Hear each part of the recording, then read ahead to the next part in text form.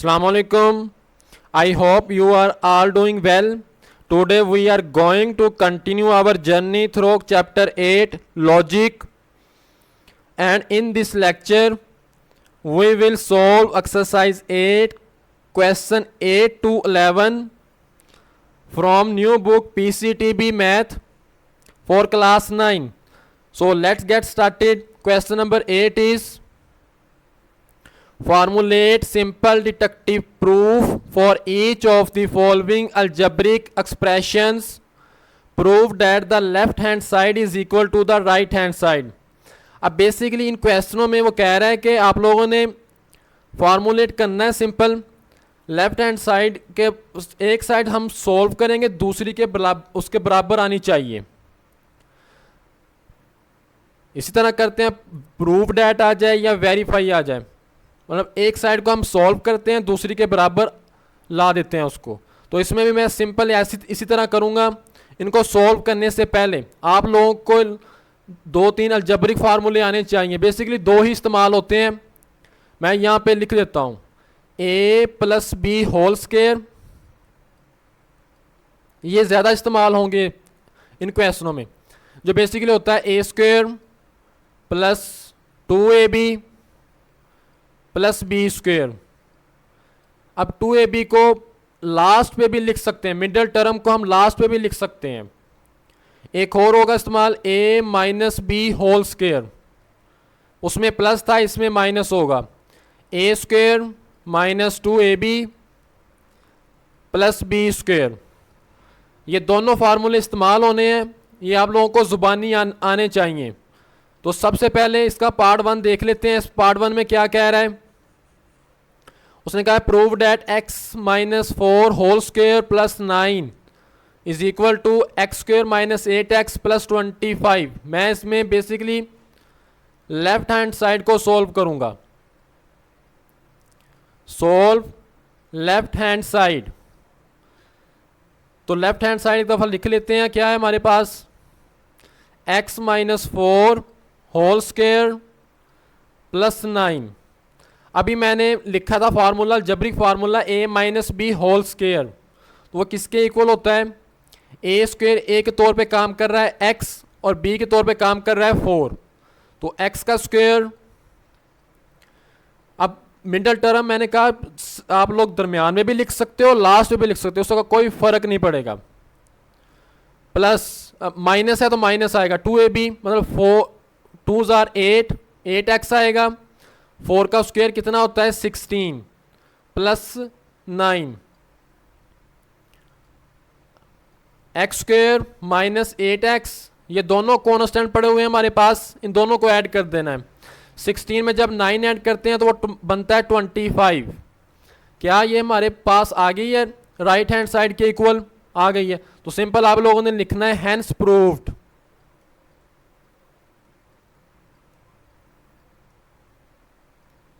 ये छोटा सा क्वेश्चन, आसान सा क्वेश्चन था, बस इसमें अलजेब्रिक फार्मूले आप लोगों को आने चाहिए ज़ुबानी।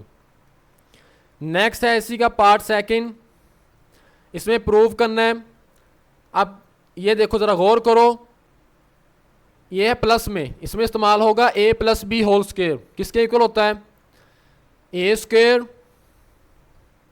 + 2ab + b²। ये माइनस में है तो इसमें माइनस वाला इस्तेमाल होगा, a² - 2ab + b²। तो सबसे पहले मैंने a के तौर पे काम कर रहा है x, इसका स्क्वायर आ जाएगा +1। ये 2ab को आप लोग लास्ट में भी लिख सकते हो, वो कोई मसला नहीं है। 1 का स्क्वायर + 2ab। माइनस है तो जैसे माइनस आए, नेक्स्ट आप लोगों ने ब्रैकेट इस्तेमाल कर लेनी है, क्योंकि माइनस की वजह से साइन चेंज होते हैं। इसमें माइनस वाला फार्मूला ओपन किया, a² + b² - 2ab। देन उसके बाद आप लोगों ने करना क्या है, माइनस को अंदर मल्टीप्लाई करवा देना है। माइनस की वजह से साइन चेंज हो जाएंगे, जब माइनस की वजह से साइन चेंज होंगे x² प्लस का माइनस के साथ कट जाएगा, +1 - 1 के साथ कट जाएगा, 2 + 2 4x। तो हमारे पास राइट साइड भी 4x ही था, समझ आई है। तो आप लोगों ने सिंपल लिख देना hence proved left hand side is equal to right hand side. Next है एससी का पार्ट थर्ड, इसमें भी वही दोनों अलजेब्रिक फार्मूले इस्तेमाल होने हैं, सेम वैसे ये क्वेश्चन भी। इसमें सबसे पहले हम इस्तेमाल करेंगे x+5 होल स्क्वायर पे, ए स्क्वायर मीन्स एक्स स्क्वायर, 5 का स्क्वायर 25 प्लस 2ab, 5 2 ज़ा 10x, माइनस है तो ब्रैकेट इस्तेमाल कर लेनी। इसमें माइनस वाला फार्मूला ओपन किया, x square plus 25 minus 10x, minus को अंदर मल्टीप्लाई किया, ओपन किया माइनस को, प्लस माइनस कट गया, प्लस माइनस कट गए, 10 प्लस 10 20x। तो सिंपल लिख देना है hence proved, left hand side is equal to right hand side. Next है हमारे पास क्वेश्चन नंबर 9 का पार्ट 1, इसमें कह रहा है prove the following bye justifying each step. Her step को जस्टिफाई करना मीन्स के हर स्टेप में जो हम काम कर रहे हैं उसको साथ लिखना भी है। इसमें कुछ प्रॉपर्टीज इस्तेमाल होंगी, वो साथ साथ आप लोगों ने लिखते जाना है। मैंने क्वेश्चन नंबर 9 का पार्ट 1 है, इसमें लेफ्ट हैंड साइड ली है। लेफ्ट हैंड साइड लेने के बाद नोमिनेटर को जब डिनोमिनेटर से अलहदा किया है तो क्या ये इस फॉर्म में नहीं है, a ओवर b, क्या मैं इसको लिख नहीं सकता 1 ओवर b मल्टीप्लाई a, लिख सकते हैं ना इस फॉर्म में। तो ये साथ आप लोगों ने स्टेप लिखते जाना है। नेक्स्ट है हमारे पास, मैंने सेकंड स्टेप में क्या किया, 4 को 1 से मल्टीप्लाई किया है और 4 को 4 के साथ मल्टीप्लाई किया है। तो इसमें जो इस्तेमाल हो रही है प्रॉपर्टी वो हमारे पास हो रही है मल्टीप्लिकेटिव आइडेंटिटी। तो आप लोगों ने साथ लिखना है लाजमी,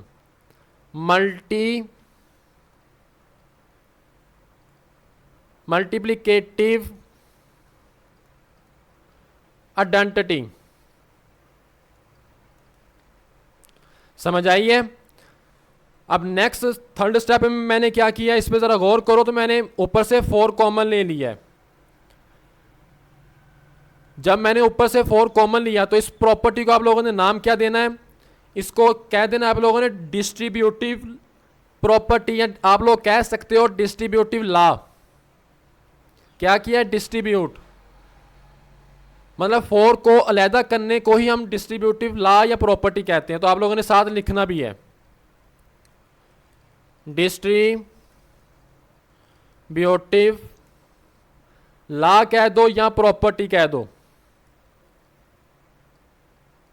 लॉ कह दो बेसिकली ज़्यादा बेहतर रहेगा। नेक्स्ट मैंने क्या किया है, मैंने इस 4 को 1 ओवर 4 के साथ लिखा है ब्रैकेट में। अब एसोसिएट कर दिया है, मतलब एक को दूसरे के साथ तल्लक जोड़ दिया, एसोसिएट करना इसको कहते हैं। तो इसमें सिंपल जो प्रॉपर्टी आएगी वो आ जाएगी, उसको आप कह देना है एसोसिएटिव लॉ।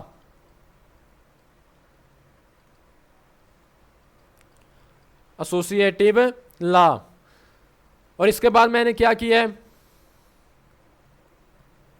मैंने ये 4 4 के साथ कट जाएगा, ये आप लोगों ने काट देना है। 4 4 के साथ कट गया, 1 रह गया, डॉट 1 प्लस 4x। आप लोगों ने इसको सिंपल कह देना है मल्टीप्लिकेटिव इनवर्स।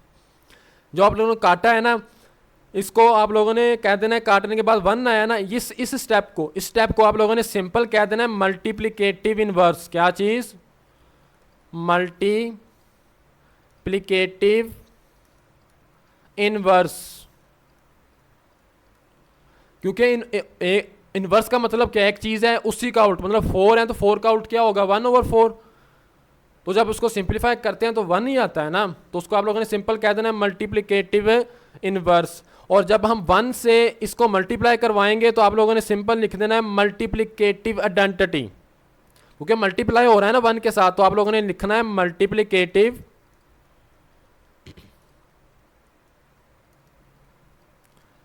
आइडेंटिटी। ये था मेरा पास क्वेश्चन नंबर 9 का पार्ट 1। इसमें थोड़ी सी प्रॉपर्टीज इस्तेमाल होती हैं, नेक्स्ट इसके 2 पार्ट हैं उसमें नहीं इतनी ज़्यादा इस्तेमाल होती। इस तरह ये इसी का पार्ट 2 है नेक्स्ट। इसमें मैं लेफ्ट हैंड साइड को सॉल्व करूँगा। अब ऊपर से कॉमन लेना है, लेकिन कॉमन लेने से पहले हम बताएंगे किस तरह लिया है। मतलब 6x स्क्वायर है तो मैं इसको लिख सकता हूँ, 6x स्क्वायर को हम लिख सकते हैं ना 6x मल्टीप्लाई x। जब x x के साथ मल्टीप्लाई होगा तो x स्क्वायर बन जाएगा। 18 को लिख सकते हैं हम 3 मल्टीप्लाई 6x, तो ये 6x ये 6x ये दोनों में कॉमन आ रहा है, तो आप लोगों ने कॉमन ले लेना है इसको। मैंने भी इसी तरह लिखा है इनको। लिखा है 6x multiply x plus 3 multiply 6x over denominator पे ज़रा गौर करो 3x² माइनस 27। अब 3x² को वैसे रहने दो, 27 को लिख लो 3 मल्टीप्लाई 9 क्योंकि 3 9 27 ही होता है। ऊपर से कॉमन क्या आ रहा है 6x, नीचे से कॉमन क्या आ रहा है 3 आ रहा है, x नहीं आ रहा क्योंकि कॉमन हमेशा वो लेते हैं जो दोनों में हो और वेरिएबल्स में सबसे कम डिग्री वाले को हम कॉमन लेते हैं। साथ में लिख दिया taking common on both side तो नहीं, एक साइड ही सॉल्व कर रहे हैं। अब यहाँ पे ज़रा गौर करो 3 1s are 3, 3 2s are 6, तो साथ लिख सकते हो कि cancellation property bye cancellation, cancel मतलब के काटने को कहते हैं, ऊपर नीचे जो होती है ऊपर नीचे कैंसिलेशन। ये लिखा है नीचे a² माइनस b² बन रहा है ना फार्मूला। बेसिकली फार्मूला किसके इक्वल होता है a² minus b², a plus b into a minus b, ये इसके इक्वल होता है। तो आप लोगों ने साथ लिख देना है बाय कैंसिलेशन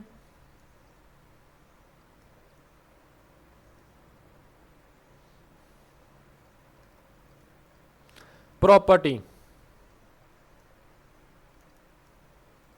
समझ आई है? ये x प्लस 3 के साथ कट गए, हमारे पास फाइनल आंसर आ गया और यही आंसर राइट साइड पे चाहिए था, हमें यही चाहिए था ना। जरा गौर करो 2x ओवर x माइनस 3 यही चाहिए था। नेक्स्ट ऐसी का पार्ट 3 पे ज़रा गौर करो, तो इसमें भी लेफ्ट हैंड साइड को ही सॉल्व करेंगे, लेकिन इसमें फैक्टर बनाएंगे।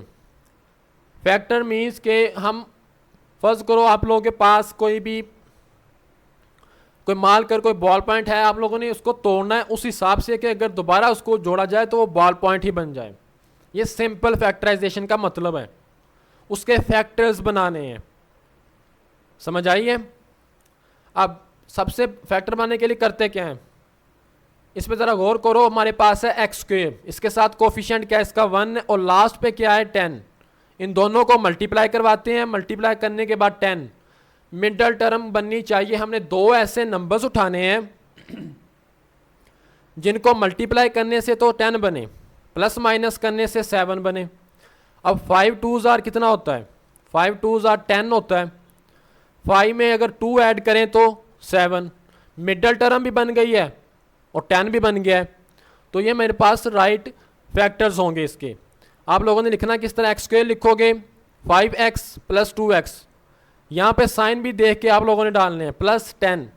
डिनोमिनेटर में भी 10 बनना चाहिए था तो 5 2 ही लिए, लेकिन -3 बनना चाहिए था। अगर मैं -5 प्लस 2 करूँ तो मेरे पास -3 ही आएगा ना, क्योंकि बड़े वैल्यू के साथ माइनस है तो माइनस आएगा। समझ आइए? ऊपर से पहले दोनों में से कॉमन क्या आ रहा था, x लिए, x प्लस 5 रह गया। नेक्स्ट दोनों में से 2 आ रहा था। अब सही होने की या फैक्टर सही बनाने की गारंटी ये होती है कि इसमें और इसमें कोई फ़र्क ना हो, दोनों सेम होने चाहिए। आप लोगों ने एक दफ़ा लिखना है x प्लस 2, एक दफ़ा लिखना है x प्लस 5। नीचे भी इसी तरह करना है, पहले दोनों में से कॉमन लिया, आ गया x -5 प्लस 2 इंटू एक्स -5। लिखने के बाद अब यहाँ पे ज़रा गौर करो, कुछ चीज़ कट रही है। x प्लस 2 के साथ कट गया, मेरे पास क्या रह गया x plus 5 over x minus 5। तो ये मेरे पास इसकी राइट साइड थी। समझ आइए क्वेश्चन की? नेक्स्ट है क्वेश्चन नंबर 10। वो क्वेश्चन नंबर 10 में कह रहे हैं suppose x is an integer if x is odd then 9x plus 4 is odd. मतलब कि अगर x ओड हो तो ये जो हमारे पास एक्सप्रेशन है 9x प्लस 4 ये भी ओड होगा। तो सबसे पहले हम फर्ज कर लेते हैं सपोज या लेट कि हमारे पास x is odd, x odd है। अब x को हम ओड नंबर्स को किस फॉर्म में लिख सकते हैं, मैंने प्रीवियस लेक्चर में भी समझाया था, दोबारा देख लो। इवन को हम 2n की फॉर्म में लिखते हैं, n की जगह पे कुछ भी पुट करो तो वो इवन नंबर ही आएगा। लेकिन ओड को हम लिखते हैं 2n प्लस 1 में, ओड, क्योंकि अगर तो ये 2n है तो ये इवन है। इवन में अगर 1 ऐड कर दिया जाए, जिस तरह 4 है तो 4 में प्लस 1 करो तो 5, 6 में 1 ऐड करो 7, 8 में 1 ऐड करो 9, 9 7 5 ये हमारे पास ओड नंबर हैं जो 2 पे तकसीम नहीं होते। मैंने सिंपल इसमें 2 के और नंबर्स को x को लिख लिया है 2k + 1 की फॉर्म में। अब k क्या है, k हमारे पास है इंटीजर, सही है। अब इसी में एक्सप्रेशन में आप लोगों ने x की जगह पे x की वैल्यू पुट करनी है। पुट करने के बाद 9 को मल्टीप्लाई करवाओगे, 9 2 जार 18 और 9 1 जार 9, 9 में 4 ऐड हुए तो 13। अब ज़रा गौर करना है यहाँ पे इसका आंसर आप किस तरह दोगे। ये ओड आया है, ओड आया किस तरह है, वजह भी लिखनी है साथ। ये हमारे पास है इवन, 18 के हमारे पास इवन है प्लस 13 ओड है। तो इसको आप लोग किस तरह आंसर दोगे उसका वो देख लो। आप लोगों ने लिखना है सम ऑफ ओड, सम ही हो रहा है ना, दोनों में सम हो रहा है, sum of odd and even integer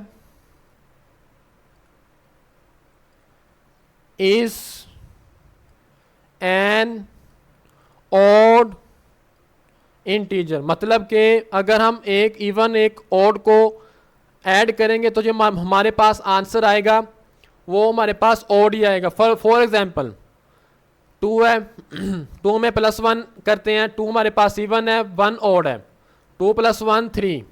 इसी तरह 4 है तो 4 में जब 1 ऐड करेंगे तो ये 1 ना लो 3 ले लो, 4 इवन है, 3 हमारे पास ओड है, आंसर 7 ओड आया है। तो ये हमारे पास क्या है, ओड है। ये था क्वेश्चन नंबर 10। नेक्स्ट है क्वेश्चन नंबर 11। ये भी सेम इसी तरह का ही है। Suppose x is an integer, if x is odd then expression दिया 7x + 5 इज इवन। मतलब कि अब वो इवन कह रहा है, पहले उसने ओड कहा था। तो सबसे पहले हमने सपोज कर लिया x is N odd integer, x क्या है, ऑड इंटीजर है, is an odd integer. Odd को मैंने ऊपर बता के हटा हूं, 2k + 1 की फॉर्म में लिखते हैं या 2n + 1 की फॉर्म में लिखते हैं। k क्या है, k बिलोंग करता है इंटीजर से। x की जगह पे आप लोगों ने x की वैल्यू पुट करनी है तो अंदर मल्टीप्लाई करोगे, 7 2 जार 14, 7 1 जार 7 प्लस 5। 7 को जब 5 में ऐड करते हैं तो मेरे पास क्या आता है, 12। तो जब 12 आ गया तो यहाँ से 2 कॉमन आ रहा है। अब बेसिकली 2 कॉमन आ रहा है, क्या मैं इसको इस फॉर्म में देख सकता हूँ 2k या 2n की फॉर्म में। अब ये फॉर्म होती किसकी है, ये फॉर्म बेसिकली होती है हमारे पास इवन नंबर की। तो इसमें आप लोगों ने आंसर लिखना किस तरह है वो मैं साइड पे लिख देता हूँ, आप लोगों ने नोट कर लेना है। आप लोग लिखोगे प्रोडक्ट, प्रोडक्ट क्यों लिखोगे, क्योंकि 2 इस सारी टर्म के साथ मल्टीप्लाई हो रहा है, ये एक एज एक टर्म काम कर रहा है, ये दूसरी है। तो इस साथ लिखना है आप लोगों ने product of even integer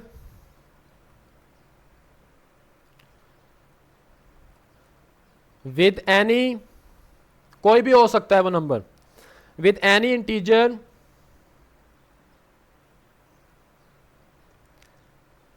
is an even integer।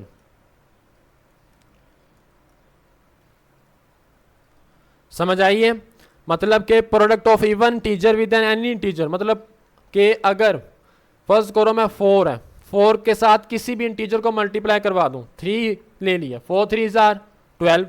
तो ये 12 हमारे पास क्या है, ये 12 हमारे पास है इवन। समझ आइए, क्वेश्चन को मैंने डिटेल से एक्सप्लेन कर दिया। अगर आप लोगों को किसी की क्वेश्चन की समझ नहीं आई तो बता देना है। Okay, see you in the next lecture, take care and अल्लाह हाफिज़।